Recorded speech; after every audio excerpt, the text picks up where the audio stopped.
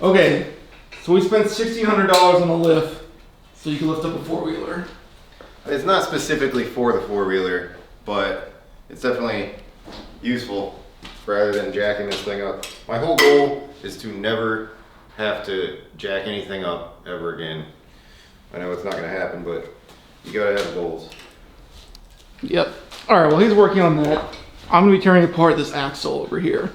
This is a Ford 9.75 rear end. That was like a 2004, 2008 F-150. It says 373 rear end.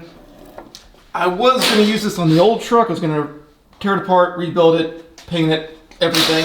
I even bought all the parts. They're all in boxes over there. But the old truck broke. I fixed it, sold it, bought a new truck, and just never got around to doing this. So I'm gonna start tearing this down. Gears. So what is this? This is a 975? Yep. So the cool thing about this one, I like the design because it's just like an 8.8, like in a Mustang, and we've rebuilt Mustang rear ends before. The only difference is this one doesn't have that big annoying spring. No, it's got clutches on the back side of the spider gears. It's the clutch style, and they're on the back side instead of having that big S spring that goes in the middle. So Billy's got everything to redo this. This will be nice to fix up and sell and show you guys how these things come apart and go back together. Yep. I got fresh uninstalled gears. Thank you, Facebook Marketplace. All right, first thing we have to do is get the axles. I'm talking to the camera. All right, first thing we have to do is get the axles out. To do that, we have to get this center pin out so we can pull the C-clips out. And to do that, you have to take out this bolt here, which holds the pin in.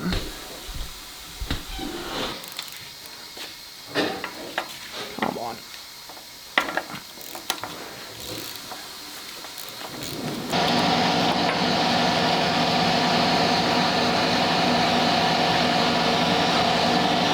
What a funny looking thing.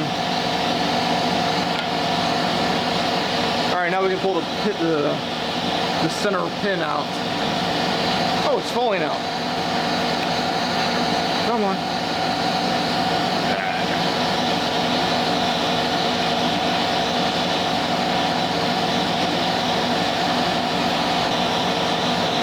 Now we can push on the axles to get to the C-clip.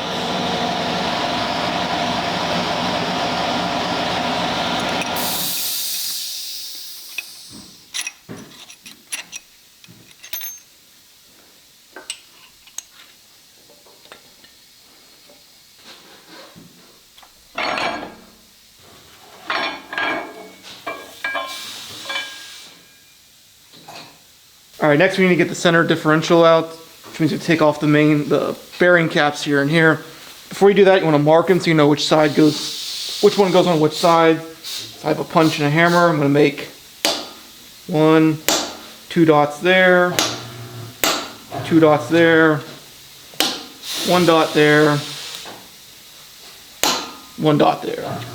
Now I know which side they go on. These are 19 millimeters.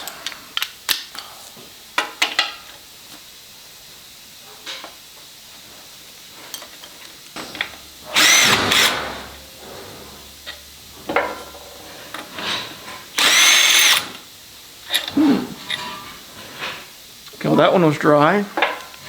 This one's got shmoo on it.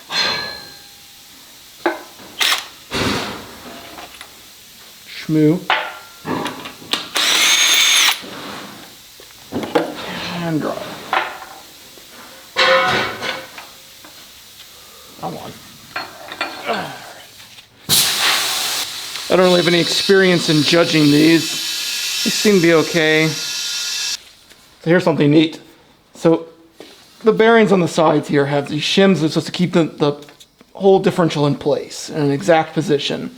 Now if you go to any YouTube channel that rebuilds these, you'll see guys with packs of shims, getting the right thicknesses, shifting shims from one side to the other to get it right to within spec. But from the factory, it just comes with 2 big thick ones.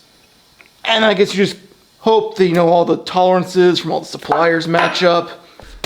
Maybe you don't actually need to try that hard on these things. All right, let's see if I can get this out here without dropping it.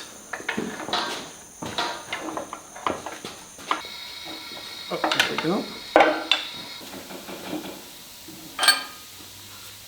Okay, grab the race and the bearing cap, spacer. And it's out. All right, looking on the inside differential, you can see this was the shim that was on that side. This was on this one. There might actually be a thickness difference between them. I'll have to measure them. On the pinion itself, where it has 373 stamped into it for the gear ratio. I had drained the fluid out of this a while ago with kind of the intent of working on it. So that's why there's a little bit of like some surface rust on things, like the bearing surfaces here, but that's like it's rubbing off with my finger, so I think that'll be cleaned up easily. Yeah, not much else going on in here.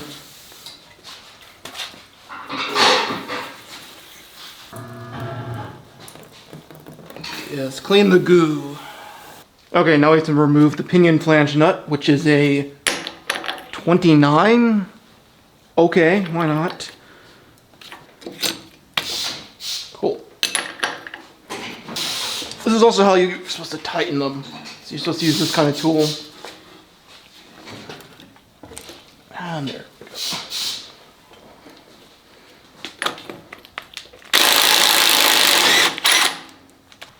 And then tappy tap tap. There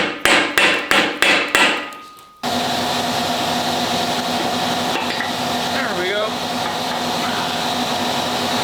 Pinion. So behind the pinion flange and the pinion flange seal, there is a shim or spacer thing that when you take the seal out, you want to keep that. Just set it aside. Alright, now I'm going to try to get the pinion flange seal off of there. Don't have to be nice to it because I have a new one that's going to replace it.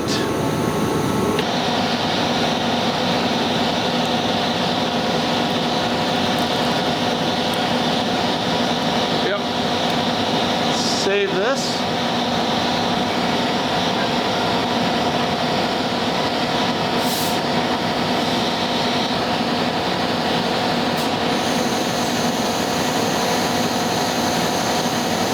Alright, now we can drive out the races for the pinion bearings.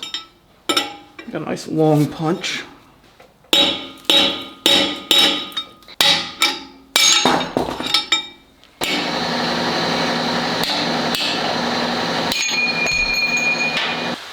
Alright, I'm going to remove all this parking brake nonsense that's on here.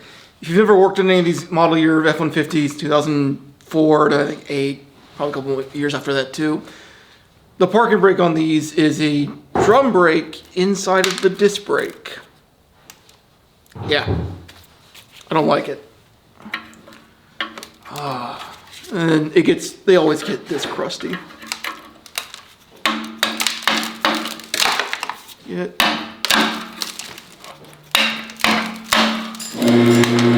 Oh, that's gone.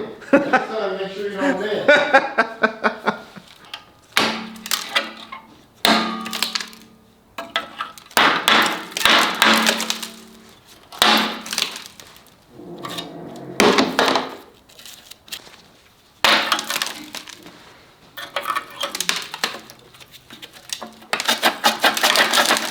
Come apart.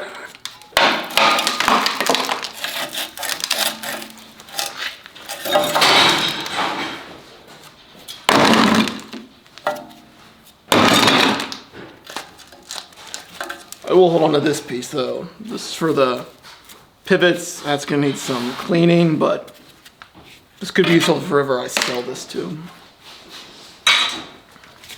All right, let's see if these want to behave.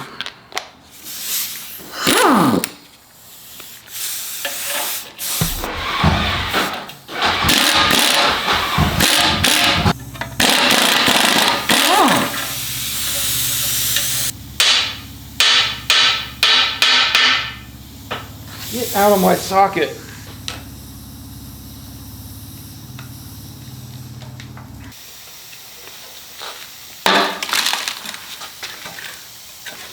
I have a replacement shield, so I just need to get rid of that.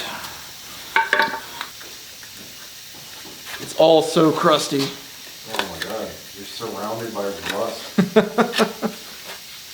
Oh, there's some rivets. Oh. That's what's holding those on. There's like there and there. Dumb. Get out the drill. All right, now we need to remove the axle seals and axle bearings.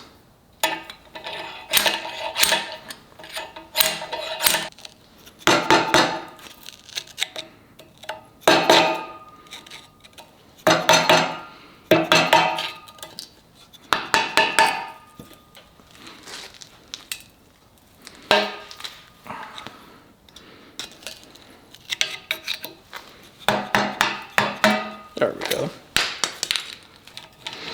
Yeah, it still seems all right. I'll replace it anyway. Let's see, which of these will fit the best? Not that one. Oh, just barely, the largest one.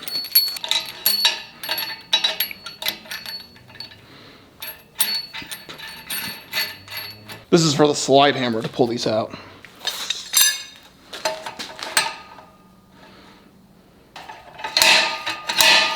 Maybe it's moving. Oh, there we go.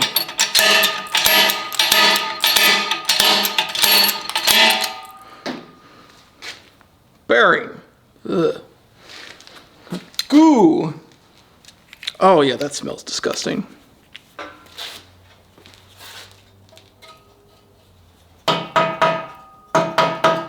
Alright, well that one put up more of a fight than the other one. There. Ugh. It doesn't help that like the very outer edge of this is a lot thinner. There's a taper coming out of it, out of the axle tube.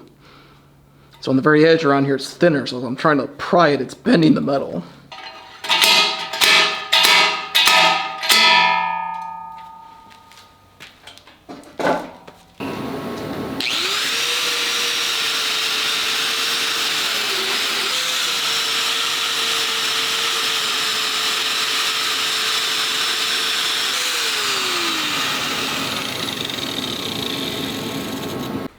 Okay, so before anyone freaks out that I'm using a wire attachment on a grinder to clean the surface and I'm gonna leave scratches in the mating surface, have a look at the face of this from the factory. Like whatever fly cutter they used left very pronounced like ridges all along this. Hopefully you can see that, but this is not a very clean surface from the factory. Yeah, right there. They're all the way along the surface. Yeah, so the new cover that I got for this, I mean, it did come with a reusable rubber gasket, but I'm not going to use this. I'm going to put some kind of RTV on this anyway.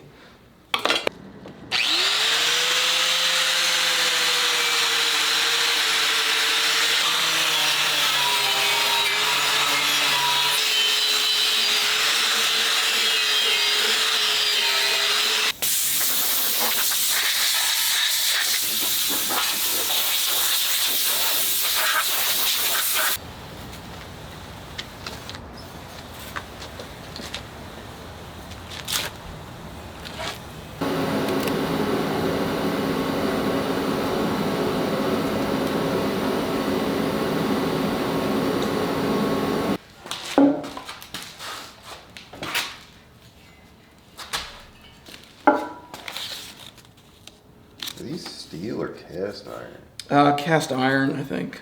Yeah, looks like cast iron. Or very pitted steel.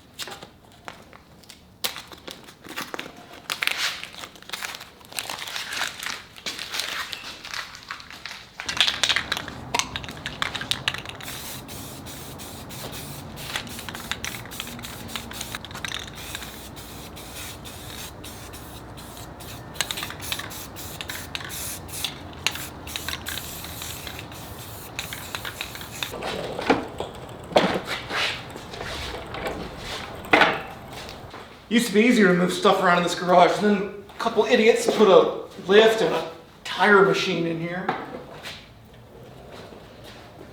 And some shelves, table, press.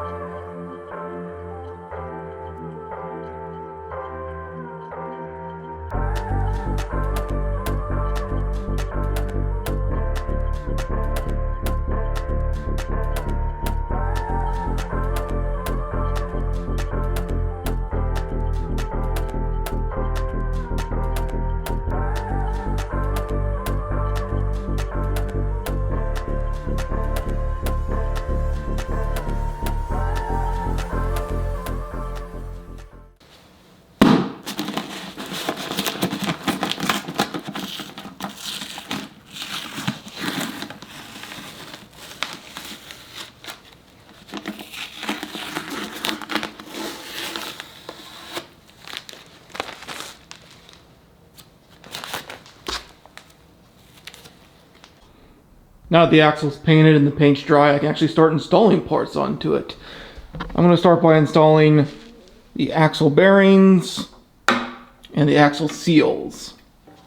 Look, I'm actually putting a part back in it. Look at you. Oh my gosh. Yeah.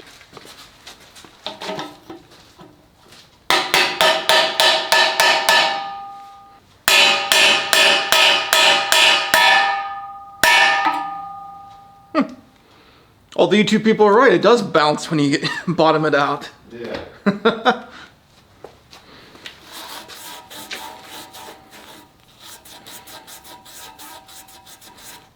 gonna put a little bit of gasket maker on the axle seals.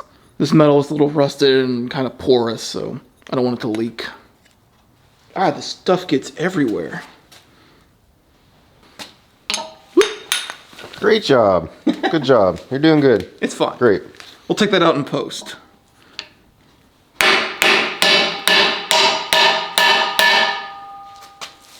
Man.